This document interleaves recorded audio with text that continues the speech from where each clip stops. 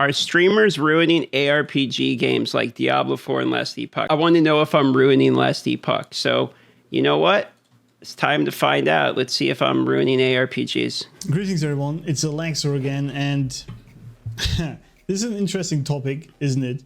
The question is, are streamers actually ruining ARPGs? And Sure. is everyone missing the point entirely of the whole game? And I came across this because I realized one thing. If you actually look at Steam for Diablo, let's actually bring this over here real fast. There we go. Okay. Now, I have only 60 hours in Diablo 4 so far, right? But if you go for the achievements, there is, for example, this one. Dedicated Protector. Reach level 50 with any character. Any character, right? Okay. Achievement. Not just with 5 or just the first character you play, reach level 50. Yes, sir. Where are we going with it? Only 35% of all players for Diablo have ever achieved this. Yeah, that makes sense. Okay? Yep. That means 65% of players never even level their character above level 50. Well, it's more than that. It's 65% of players quit the game. So the reason you would not hit level 50 is you stop playing the game. People aren't continuing to play the game at level 50 or below. Like, they don't make a new character level 50. They stop playing Diablo 4, basically. This also completely ties in with what Mike said from EHG, the guys who make Last Epoch, that the majority of players, which is like, he said, I think 70%, I think, never even finished the first monolith boss. Okay? That means most players of these ARPG games, they never even play to the end game, ever. Okay, probably true. I think this is probably true for all games. Like, I would say the majority of games, the average person plays it for a little bit, then plays something else. Like, there's a significant amount of people that do not play the same game for like 50 hours straight. They'll buy a game on Steam. How many of us have 300 or 400 games on Steam? All right. Plus, the fact that we're talking about Steam data on Diablo is a different point. But let's just work with the data presented. I think this is probably a very similar statistic on the majority of games. I own hundreds of Steam games. I know lots of people own hundreds of Steam games. You'll buy a Steam game because it's on sale. You mess around with it for a bit. You go play something else. Maybe it's not what you expect, for instance. I would think if, let's say, 1/2 of the people that ever picked up Diablo and click run on the game are still playing all the way into in-game, that would be a ridiculous audience retention stat. And I think they would be very satisfied with that if that ended up being the case. But let's continue. So my question is, why is everyone so hell-bent on putting a lot more endgame content into these games? For the people that are continuing to play the game, that did not quit at level 50, probably, would be my counter to that. That's the key, isn't it? Last Epoch, Mike also said, Tier 4 Jura, right, is the toughest boss in the game currently. Only a tiny percentage of people have ever even beat Tier 4 Jura, right? Only a tiny percentage of players. And now they're adding a boss who's even stronger than that. And many other bosses. This content will just most likely never be played. Most people will never play this content. Yeah, you're correct. Most people will probably not play the content. Or at least percentage of people that have ever picked up the game. However, I think if we look at the people that continue to play the game, season to season to season, that percentage of people that will play the content are probably higher, I would assume. I think when you make in-game content, you're not making in-game content for the people that quit. You're probably making the in-game content for the people that continue to play the game. And they have even more end-game content planned over the next builds or the next seasons. Same with Diablo, right? But for who is that content even? If the majority of players doesn't even ever play that. Okay, fair enough. What is the point of Diablo 2 having hell difficulty? Or the expansion? Because most people that picked up Diablo 2 probably didn't play all the way through hell difficulty. They probably played the normal difficulty and then played a different game. But the people that did continue to play Diablo 2 and consider it one of the best games of all time now have been playing that portion of the game for 20,000 hours because it's very well created. So I would argue that the point of creating repetitive in-game content for people that want to play the long period of time as it is for people that want to play the game a long period of time. I think if the argument is only 35% of people hit level 50, well, in this day and age, in Season 4, that's probably 30 minutes to an hour of gameplay. I think if we target the audience that only plays each season for an hour, in terms of content production, that might not be a really good long-term strategy if we make content for people that quit the first day. And this is, again, where the huge discrepancy between streamers and actual players is. Because me as a streamer, right?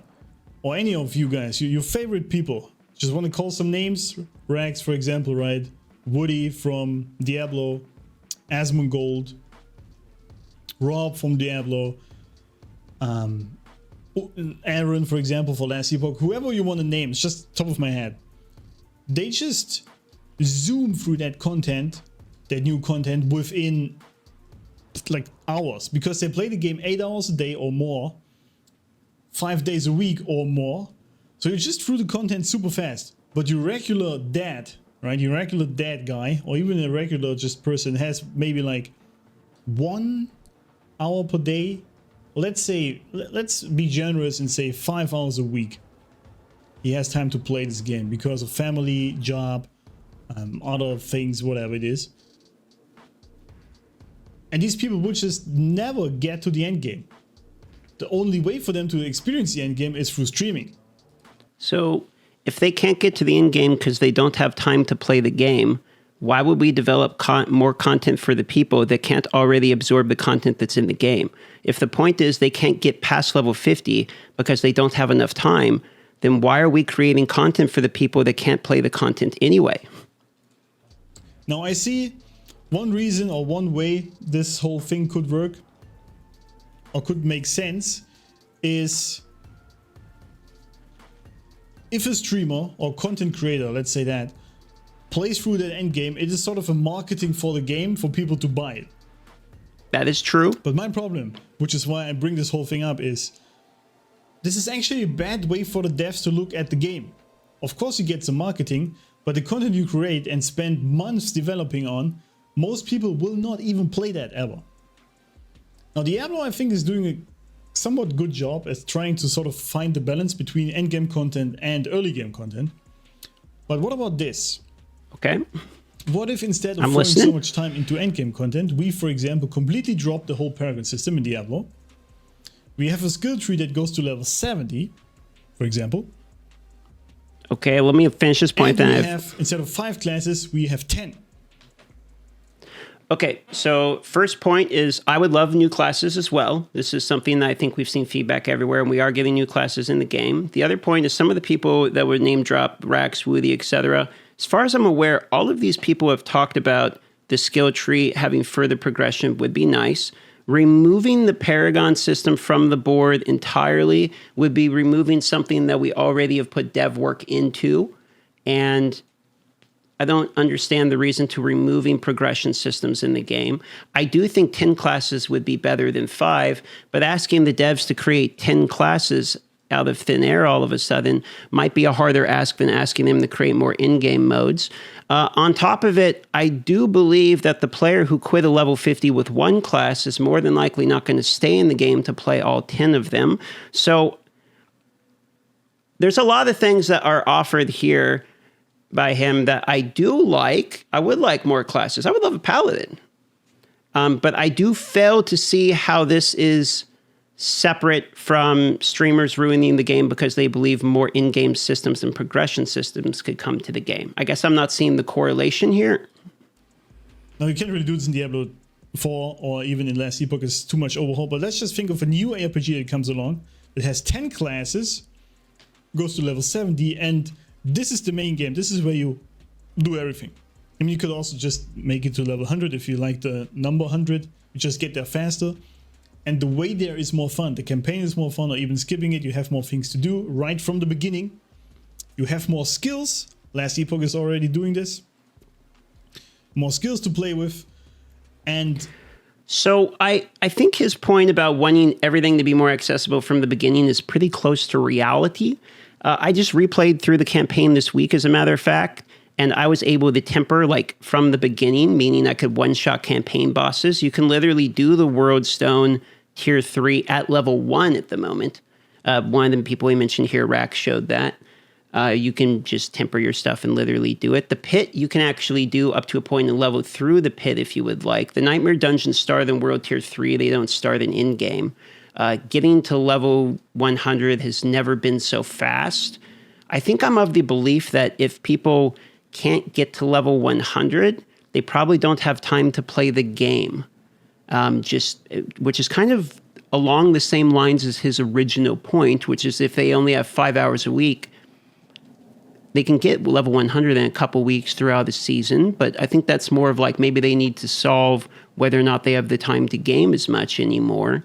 If we're creating these games that are ARPGs in order only to give it to people that don't have time to play the genre, that is mildly confusing for me. This would be like trying to say, let's get MOBA players to be able to hit diamond rank in a week because they don't have the time to play MOBAs. Well, the point of the ARPGs are to continually progress your character, but if you can finish progressing your character within, the first few hours you play the game because you don't have time to play it, then the progression isn't as meaningful. We've actually seen this feedback, not from streamers, but from players themselves. That's why the whole D4 bad meme thing was forever. People were complaining about progression systems, no in-game, lack of meaning. These were kind of complaints we saw universally outside of just YouTube videos, for instance. Just more classes to try, because what is more fun? You tell me, what is more fun? Grinding the echoes or the pit over and over and over again for that one item that gives you a 10% buff on your damage. Agree, not fun. Or that one aspect, whatever it is. Or trying a new class. I agree with that. Completely new skills. What is more fun? Yeah, I like new classes for sure. So I think we are currently in a state in this whole meta, so to speak, about RPGs, where there is too much being focused on the end game through streamers and content creators that nobody plays in the end, instead of focusing on the actual casual gamer. Now again, I understand that this is of course great marketing if people are watching us killing these bosses or going through the end game. I'm not sure we've seen the same marketing though, my friend. Maybe the last year hasn't been Diablo 4's best marketing ever. In fact, I would say people playing through the end game that kind of was non-existent for a while spawned a lot of negative marketing, or marketing around Diablo 4 being bad, etc. The game sort of was created for the casual player. I mean, from the beginning, at least in my belief. And that's why my very first review of it was, I don't believe this game was made for me. This game was made for you, was my final take. And that's because me, the person who can play games all day long, every single day as a streamer, it doesn't have the systems, basically, that he is saying in there. The problem with this is it had a good boom. People like D4, the casual player like D4, it was made for these players. But now we're a year later. Those players have moved on and are playing other games.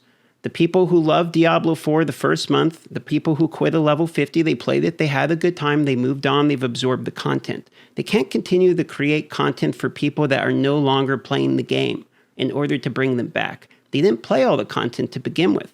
The people that are still here 1 year later have absorbed all the content and would like to continue to create more characters and play each one of those seasons. And those people have absorbed the content, so they would like to continue to play with new content being established. That's why they launched the game for those types of players, but then they developed the game for the people that stayed. They put out a wide net, okay, and they caught a bunch of fish. Then they started closing the net in to keep as many fish as they could. They didn't start making the net go wider and wider and all the fish just leave. They grabbed as many as they could and then they kept as many as they could. And that's what they continued to do, at least in my belief. And getting new endgame content. But will they ever play it? Now maybe I'm completely off base and this is actually the best way for them to make money. If people see this, the endgame content, then they want to buy the game, they buy it. even though they never play to this. Maybe it's also that 70% of casual players don't actually spend any money on the game, and it's just the 30% who no-life the whole game. Maybe that is actually what's going on. I don't know. I just wanted to make this video to give some food for thought. Let me know what you think of it in the comments below. If you think I'm completely off, maybe the test has already been done before, I don't know. But it just feels so weird to me that we're focusing so much dev time and content creation for the games on content that will never be played by most people. That part, so there's a couple points he makes that I do agree with, which we'll talk about. Let's let him finish his thought. Anyway, let me know in the comments what you think of it. Now we'll see you in the next video. So a couple points I do agree with him here. I do think trying new classes are more fun than grinding repetitive in-game systems. I completely agree with that. I have no argument. I wish that there was more classes.